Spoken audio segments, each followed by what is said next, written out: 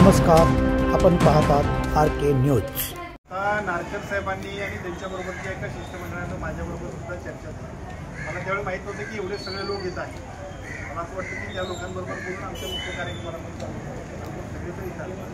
याच्यापूर्वी सुद्धा त्याचा असा आग्रह होता की माझ्याकडे त्यांना म्हटलं मी आग्रह करतो सगळ्यांची नको त्या महिला भगिनींनी सुद्धा आपलं जे काय म्हणणं होतं ते सांगितलं। त्याच्यामध्ये त्यांचा आग्रह इतकाच आहे जे काही ठरलेले एकूण सगळे कामगारांच्या संदर्भातले यापूर्वी कारखाना आणि कामगार यांच्यामध्ये जे काही करार झाले ते करारासंदर्भात योग्य पद्धतीने शासनाने मान्य केलं।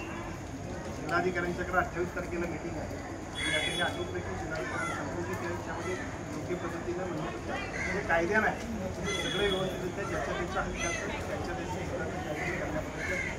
पालकमंत्री म्हणून त्यांना जी काय आवश्यकता लागेल त्याच्यानंतर सुद्धा नागरिकांनी आपल्या सगळ्यांच्या भूमिकांनी समाजाने मला असं वाटतं की त्याप्रमाणे जे काही शासनाच्या वतीने करायला पाहिजे पालकमंत्री पालकत्वाच्या भूमिकेतून आपल्या इथे आले आणि सर्वच पालकमंत्री अशी भूमिका घेत नाहीत। हा यापूर्वीचा आपला अनुभव आहे।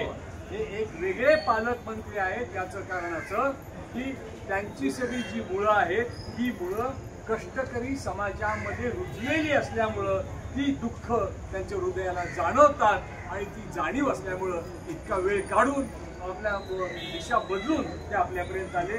मी आपल्या सर्वांच्या वतीनं त्यांचा मी शतशः